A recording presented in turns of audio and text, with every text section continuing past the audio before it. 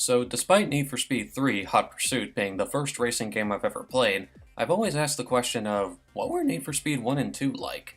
Sometime in 2009, or was it 2010, I can't really remember when, I've managed to get the Need for Speed collection, which included all of the classic Need for Speed games, except for the first one. I wouldn't be able to play the original Need for Speed until getting a copy of it from eBay a few years ago, though despite not including the first Need for Speed game, I was still very curious to try out all of the other old Need for Speed games that I've missed out on, and the first one I managed to try out was Need for Speed 2. Sort of. The version included was Need for Speed 2 SE, or Special Edition, which included some new content that the original game did not have. Though despite managing to get it running on an old laptop that my dad once had at the time, the game occasionally slowed down every 5 seconds and I couldn't find a way to fix it at the time, so I didn't really spend much time on Need for Speed 2 SE. So yes, despite owning the PC version of Need for Speed 2, I will be reviewing the PlayStation version of the game. Why, you may ask? There you go, that's why. And yes, I am well aware that the PlayStation version is considered the inferior version, but it's the only version I'm able to play, so yeah. That being said, here's my review of Need for Speed 2 for the PlayStation.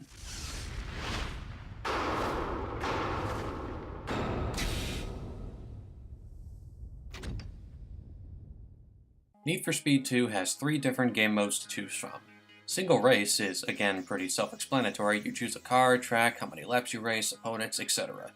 Knockout is basically a tournament that has you racing against a full pack of opponents on every course, but every racer that places last in each race is eliminated from the competition.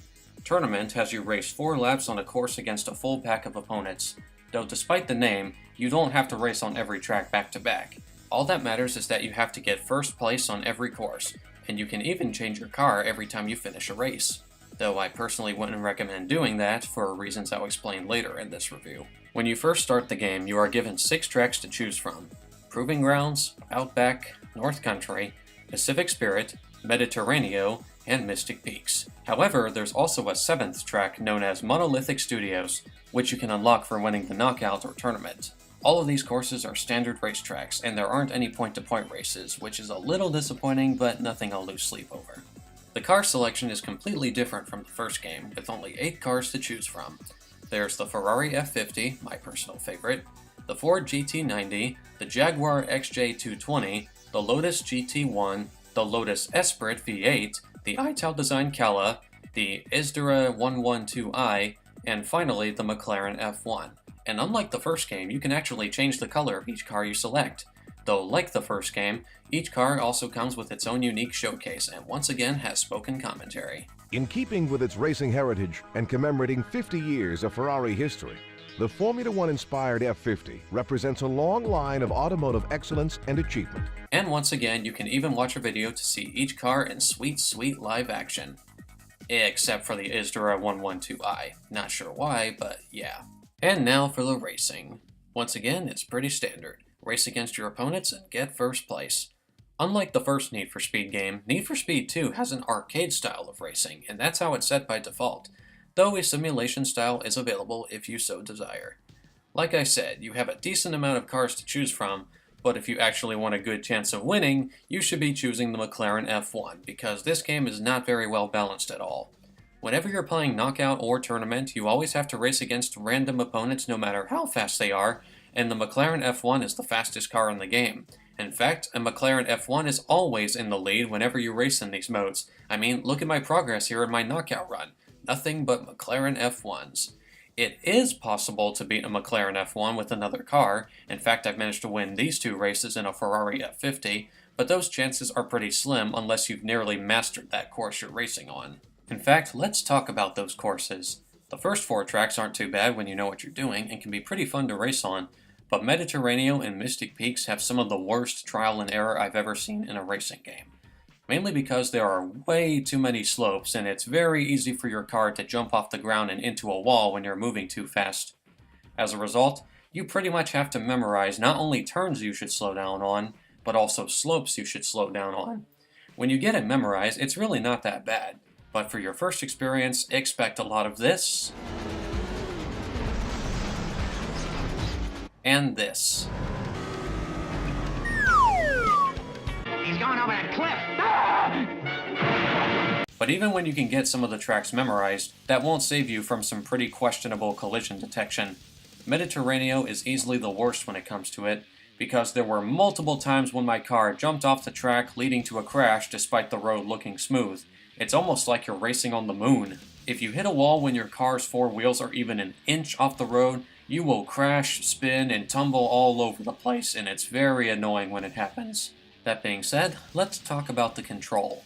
For starters, you can actually drift this time. However, let's not get too excited. The cars accelerate, brake, and steer pretty well, but drifting is a bit of a different story. Getting into a drift is about as easy as tapping the brake or e-brake while accelerating, and it's pretty satisfying to make a tight turn while doing so. However, getting out of a drift can be a major pain. Despite trying to steer your car back into the right direction, it takes quite a few seconds before your car finally exits a drift, which leads to my biggest problem with the game, the crash physics. I already mentioned how easy it is to crash because of numerous slopes and questionable collision detection, but the other cars are easily your worst enemy when it comes to it. The way your car reacts to bumping into another car can be very unpredictable, and most of the time, the slightest tap on the bumper is enough to automatically send your car into a drift when you don't want it to, and it caused me to crash way more than the slopes and jumps did. It's not quite as bad when you're racing with the simulation style, but it still happened to me occasionally, and it was pretty damn annoying. And just like the first Need for Speed game, you have to wait for the crash to finish before your car automatically resets onto the road. And even so, your car will only reset when it's flipped over. If your car just spins out, there's no way to reset your car back onto the track when it happens, and plus, the time your car resets is also pretty inconsistent. Sometimes your car will reset immediately, while other times it'll take way more time than necessary just to get your car back onto the road. Now, I did laugh at some of these crashes when I streamed the game last month, especially when it happened to some of my opponents, but this isn't a racing game I can take seriously without getting very frustrated. I do occasionally enjoy it for the right reasons, sometimes more than the original Need for Speed, but other times I get very annoyed and aggravated at it. As a result, Need for Speed 2 is pretty much a game I both love and hate at the same time. Graphically speaking, it looks alright, I guess. I know it doesn't look anywhere near as good as the PC version, but the car models are pretty decent, and the tracks don't look too bad either.